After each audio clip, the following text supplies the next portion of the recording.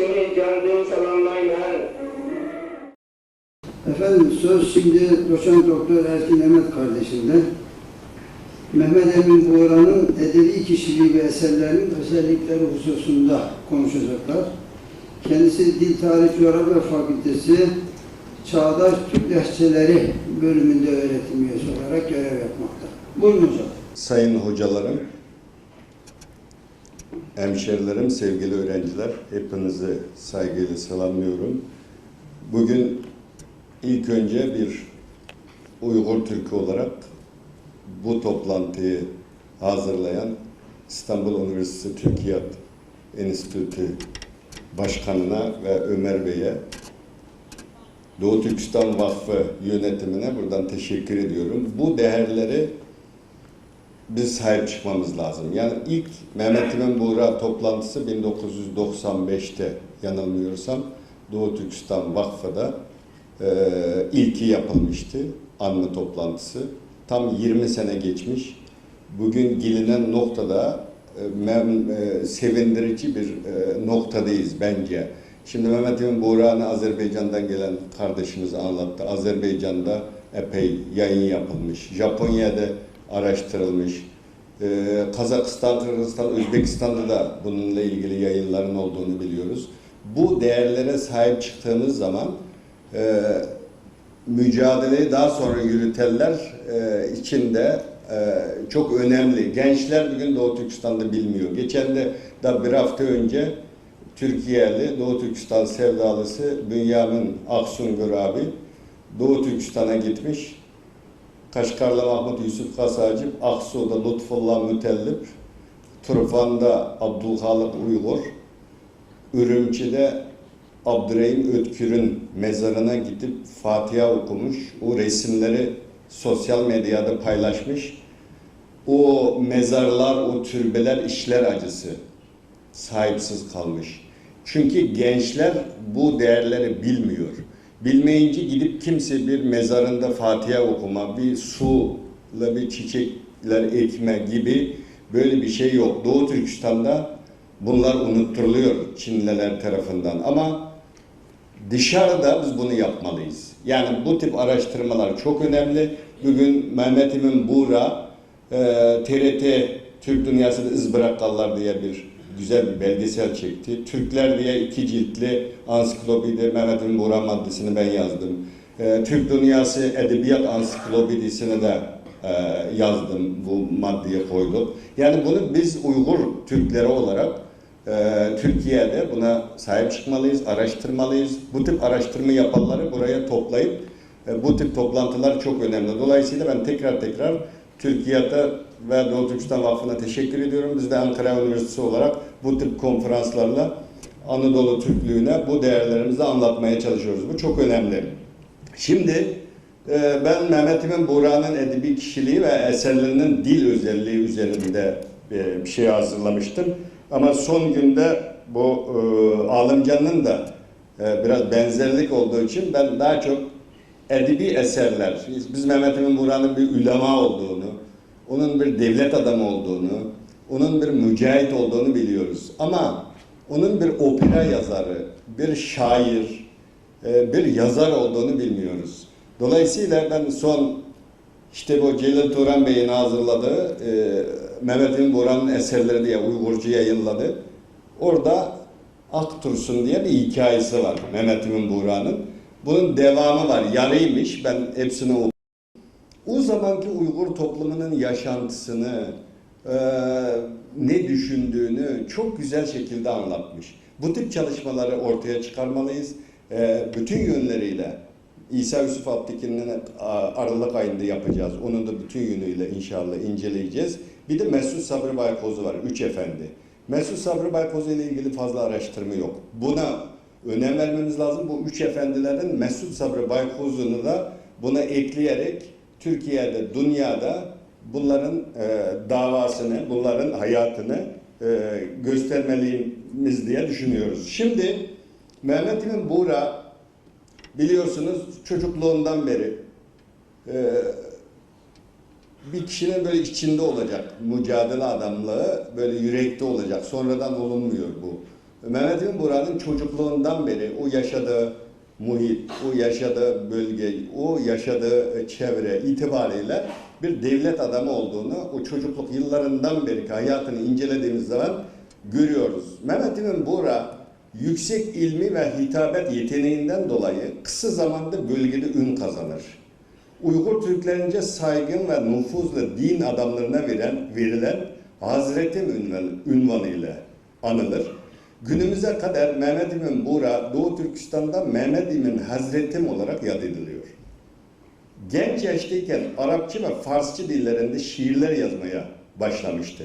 O dönemde Doğu Türkistan'ın yeni gelişmeye başlayan muasırlaşma faaliyetlerine aktif katılmıştı. Bütün eserlerini incelediğimiz zaman ilim öğrenmek, dünyayı öğrenmek, ilime veren önemin ne kadar önemli olduğunu Mehmet Emin Buğra'nın bütün eserlerinde görüyoruz.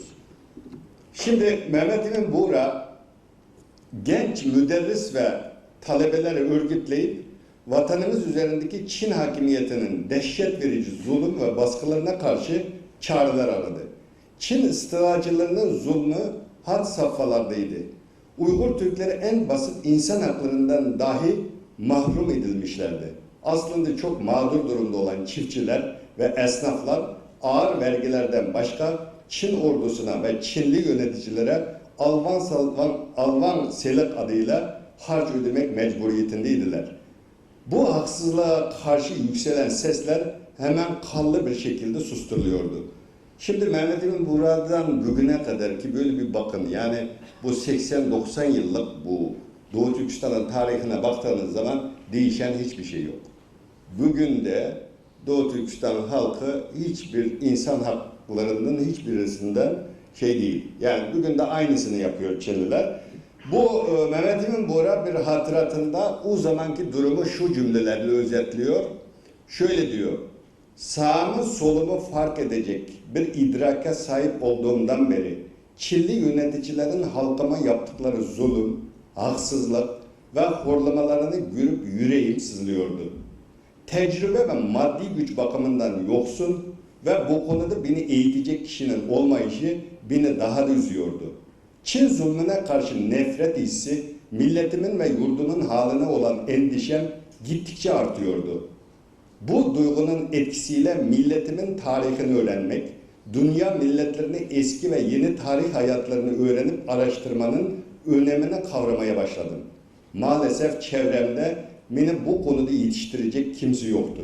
Ancak kendi kendimi yetiştirmek zorundaydım. Mehmet Emin Buğra o zor şartlarda nasıl tarihçi olmuş, nasıl bir ulema olmuş, nasıl bir şair, opera yazarı olmuş, bu takdir edici bir şey. Bu dönemde o kısıtlı şartlarda kendisini böyle yetiştiriyor. Görüyoruz ki Mehmet Emin Buğra işe önce bilim araştırmayla başlamış. Yani bilim önemli. Bunu hepimiz biliyoruz. İslam'da da oku diyor yani. Bütün dillerde de oku diyor. Dolayısıyla Mehmet Emin Buğra bu dönemde Hoten'den sürekli Hindistan'a, Keşmir'e, işte Afganistan'a, Türkiye'ye, Mısır'a gidip gelenlerden amcasının evindeki toplantılarda dünya siyasetini öğreniyor. Oralardan bilgi edinmeye çalışıyor. Mehmet Emin Buğra'nın çok yönlü kişiliği var. Yani ben burada edebi kişiliğini kısaca özetleyeceğim. Mehmet Emin Buğra bütün hayatını inceleyecek olursak, onun bir ileri görüşlü devlet adamı, politikacı, ulema, tarihçi, yazar, şair ve eğitimci kişiliğiyle Doğu Türkistan topraklarının 20. yüzyılda yetiştirdiği en büyük liderlerden biri olduğunu anlıyoruz. Ancak bugün Mehmet Emin Buğra halkımız tarafından tüm yönüyle incelenip tanıtıldığı söylenemez. Vatan ve Türklük aşkıyla tutuşan bu büyük şahsiyet bütün yönüyle inceleyerek genç kuşaklara tanıtmak bizim borcumuzdur. Mehmet Emin Buğra'nın düşünceleri bugünkü mücadelemizde meşale olarak yolumuzu aydınlatacaktır. Bunları vatanda öğrenme şansı yok gençlerin. Bunun çeşitli yolları, bugün internet gelişti, çeşitli sosyal medya var. Bu yollarla biz bunu gençlerimize öğretmeliyiz. Ben Anadolu Türklerinden öğrencilerime ödev veriyorum. Yurtta Uygur öğrencilerle kalıyor. İşte Mehmet Emin Buğra'nı soruyor, Abdurrahim Ötkür'ü soruyor, Zordun Sabir'i soruyor. Uygur öğrenci, yeni gelen öğrenci bilmiyor. Çocuklar şaşırıyor. Bunu gençlere öğretmezsek gelecekte davamız için de şey değil. Ben burada Fatma Hanım'ın 1983 ve 84 yılında kızı Fatma Hanım'ın hazırladığı Vatan Kaygısı adlı bir şiir kitabını inceledim. Buradaki şiirlerde ne anlatılmış diye. Burada Uygur edebiyatındaki yaygın kullanılan edebi vasıtalardan ustalıkla kullandığını görüyoruz. Yani Zordun Sabir gibi, işte Zunun Kadır'ın hikayeleri var biliyorsunuz. Zunun Kadır'ın hikayelerinde kullanılan o edebi uslubu Mehmet Emin Buğra'nın Aktursun hikayesinde görebiliyoruz. Demek bir yazar.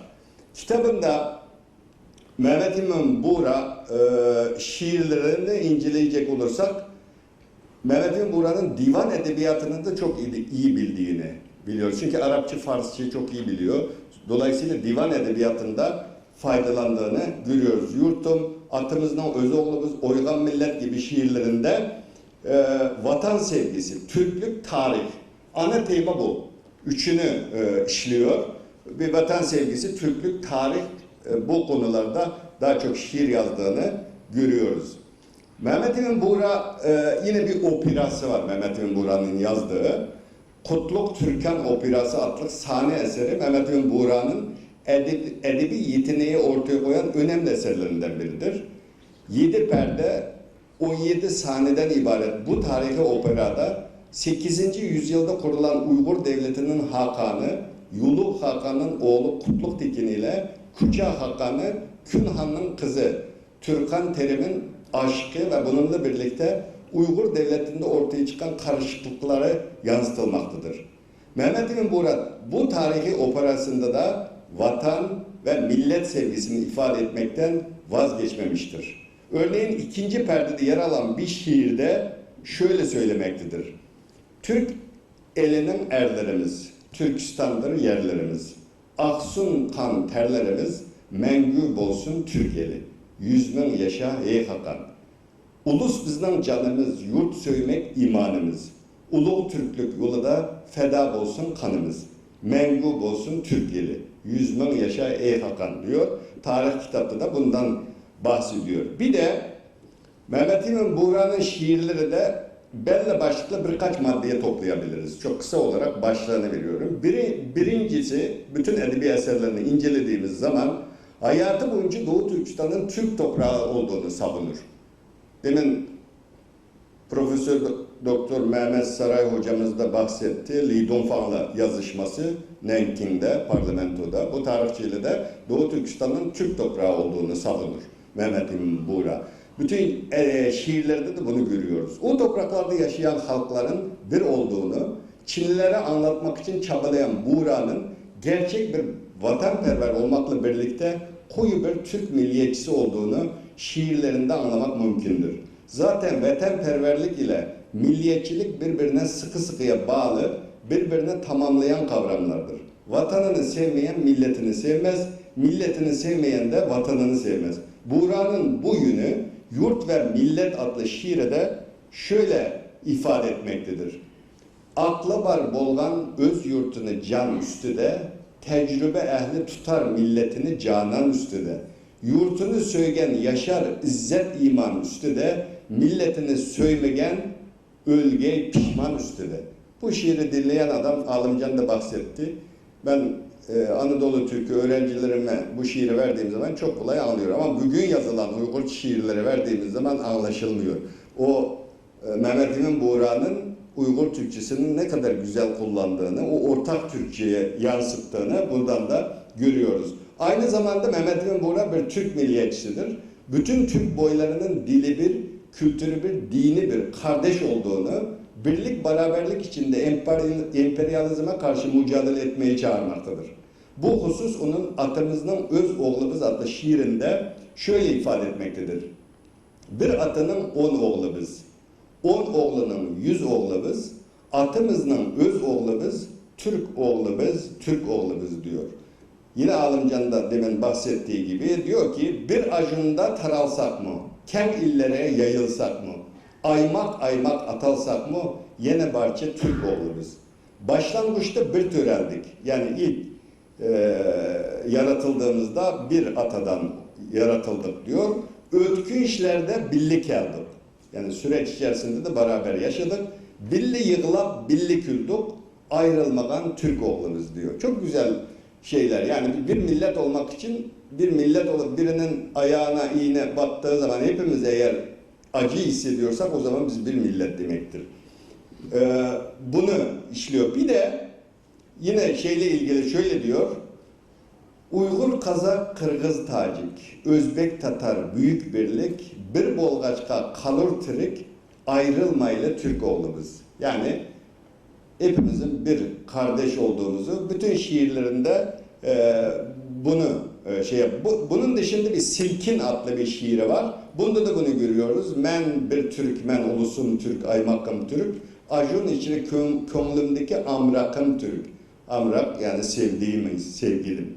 Kaygı sevinç her işimde ortakım Türk. Şanım Türklük, ay yıldızlık, bayrakım Türk diye devam ediyor. İkinci şiirinde ikinci konu, bütün edebi eserlerinde ele aldığı ikinci konu birlik beraberliğe çağırıyor. Bu bugün de sıkıntı. Birlik beraberlik bütün Türkler için önemli. Mücadelede başarmanın tek yolunun birlik beraberlik sağlandığı zaman gerçekleşeceğini söylemektedir. Birlik olan toplumun hiçbir zaman yok olmayacağını söylemekte. Bu husus onun Toplam adlı şiirinde şöyle ifade edilmektedir. Başımızda ulu millet sevdası, can cigerler bu vatanın şeydası. Şiarımız erkillikinin davası, milli birlik derdimizin davası. Yani özgürlüğe kavuşmak için eğer milli birliği gerçekleştirirsek özgürlüğü elde edebiliriz diyor. Birlik birlen yürüyen millet yok olmaz. Yani birlik beraberlik olan millet yok olmaz. Yürgen millet orta yolda hiç kalmaz. Yüreğli biz ne kişi tosalmaz. Toplan millet doğru yolda yüreğiyle diyor. Çok güzel anlaşılır bir Uygurcayla anlatıyor. Üçüncü bir özelliği şiirlerinde Doğu Türkistan'ın eskiden beri Çin toprağı olduğunu söylüyor. Burada edebiyattaki benzetmeyi çok güzel kullanmış. Şiirinde şöyle diyor, o Doğu Türkistan'ı bir bahçeye benzetiyor. Orada yaşayan Türk kökenli halkları bülbüle, Çillileri ise karga, kuzgun ve kediye benzetmektedir eserlerinde. Bahçenin sahibi bülbüldür. Karga ve kedilerin yeri burası değildir diyor şiirlerinde. Bu konuyu Vatan Bizdendir adlı şiirinde şöyle ifade ediyor Mehmet İmin Buğra. Diyor ki, yaşap geldik binlerce yıl biz bu toprakta. Can verdik biz, şan aldık uç bu toprakta. Yaratıldık hem kümüldük biz şu toprakta. Ta kıyamette biz yaşayımız hem bu toprakta. Kilip düşken kişileri sanayimiz mihman. Yani biz binlerce yıldan beri bu topraklarda yaşıyoruz diyor. Bu toprak bizimdir, bu toprağa gömüldük diyor. Kıyamete kadar bu bizim topraktır diyor. Ama gelen Çillileri misafir sayarız diyor. Yani onlar misafirdir, gidicidir diyor şiirinde. Yine şöyle bir misra var. Diyor ki, konup ötken kafilerini atayımız kervan. Basıp kirgen küşne deyimiz haksız eleman. Öy igisi bulalmazlar yakşıya yaman. Kelgen kiter biz kalırımız vatan biznindir. Karga kuzgun bağ şehiga kilip konsumu diyor. Yani Çinlilere diyor bu karga ve kuzgun yani Çinliler diyor bahçemize gelip konsa da ağaçlarımıza bunlar bir gün gidecektir diyor, vatan bizimdir diyor. Yani burada çok güzel edebiyattaki bu benzetme şeyini çok güzel kullandığını görüyoruz. Bir de saksan, it, müşük bunlar hepsinin Çinlilere şey olarak söylüyor. Diyor ki, sekiz hallar kekekleban uçup yürüsümü. İt müşükler süngüşlerden ütüp kirsimi. Bülbül bunga heyran bulup karap tursumu. Bağ bülbülninkidir hem de vatan bizdendir diyor. Yani Uygurları mücadele etmeye davet ediyor. Diyor ki, gerçi diyor bülbüller yani Çinliler gelmiş, Uygurlar hiçbir direniş göstermemiş, böyle bakıp dursa da diyor, bu bağ diyor, yani toprak bülbülündür, bahçe bülbülündür ama itler, kediler gidicidir diyor. Yani çok güzel ifade ediyor oradakiler. Dördüncü bir şiirinde şey yapan vatan hasreti, memleket özlemi. Belki Afganistan'da yaşadığı zaman yazdığı şiirler bunlar. Burada vatan özlemini çok güzel ifade etmiş. Bu bir misra okuyayım. Yat kıladır yat ellerinin yire hem suyu. Gemhanedir dılga yatmış bağa hem üyü. Veyranıdır körünmekte şehre hem köyü. Yurt kaygısı yurtsuzlarının ruhi gızası. Hiyalının zevki yurtunun bahar havası. Burada son mısrada çok güzel özetlemiş. Diyor ki vatan kaygısı, yani vatan davası diyor, yurtsuzların, yani bizim gibi gurbette yaşayan, yani vatanından ayrılmış insanların diyor ruh gıdasıdır diyor. Yani vatanını düşünsen eğer yani ondan güç alırsın diyor. Hiyalının zevki yurtunun bahar havası. Yani memleketin baharını, bağımsızlığını hayal ettiğin zaman o zevk verir sana diyor. Yani çok güzel vatan hasreti çekenler bunu gayet güzel anlayabilecek. Beşinci bir özelliği Mehmet Emin Buğra'nın şiirlerinde Doğu Türkistan'ın bağımsızlığına olan inancı. Bu çok önemli. Önce bir dava yapmak için o davaya inanmak lazım. Mehmet Emin Buğra buna inanıyor. Diyor ki, hepsini okumayacağım, son mısranı okup bitiriyorum. Kaygırma Buğra diyor, vatan azat bolgusu. Kaygırma Buğra diyor, vatan azat olacak diyor. Yakın günde vahşi düşman berbat bolgusu. Vatan yine uçmak gibi abat bolgusu. Kökrekinge basar seni vatan anısı. Karşılaydı seni yurtunun bahar havası. Yani bak, vatanın o güzel havası bir gün seni bağrına basacak, vatan kurtulacaktır diyor. Şimdi Alımcan bahsetti, onun için bu şeyden bahsetmiyorum. Biri işte dili çok sade bir Uygurca kullanmış. Yani kendisi Arapça, Farsça bilmesine rağmen duru bir Uygur Türkçesiyle yazıyor. Burada Bahar Havası adlı şiiri Celil Turan'ın kitabında da var. Buradan bakabilirsiniz. İkincisi halk koşmalarından yararlanmış. Yani Uygur halk koşmaları, halk şiirlerinden çok güzel yararlanmış. Bir de Türkçe kelimeler çok fazla. Bakın Alımcan dedi, onun için ben bunu söylemeyeceğim. Biz bolde diyoruz. Mehmet Emin Buğra Oğuz Türkçesindeki oldu kelimesini kullanıyor. Sürekli çok yerde bunu rastlıyoruz. Bir de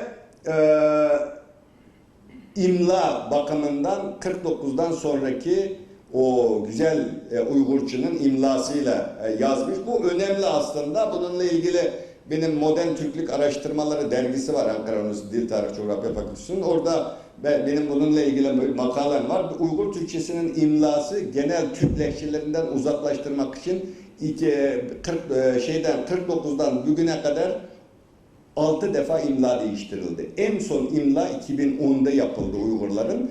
Bunlar hepsi köken bilgisini temel almıyor. Tarihsel bağlamda şey yapmıyor. Millet nasıl telaffuz edilse öyle yazılır diye o uzaklaştırma politikası. Bir örnekle bitiriyorum. Bu ben Türkiye Türklerine Uygurca öğrettiğim zaman en zorlandığı yerlerden biri. Burada bakın diyor ki Türk elinin erlerimiz. Burada erlerimiz aslında köken erler çoğul eki biz birinci şahıs çoğul. Burada bizim şimdiki imlada erlerimiz diyoruz. Öğrencilere bunu bul sözlükten dediğimiz zaman erler dediğinden arıyor. Erler diye kelime yok. Birinci, ikinci, üçüncü hecedeki A-E ünlüsü hep kapalı ile i'ye değişiyor. Bu suni bir değiştirme. Mehmet Emin Buğra'da bu yok. Bunu söylemek istiyorum. Sabırla dinlediğiniz için çok teşekkür ediyorum. Sağ olun. Teşekkürler.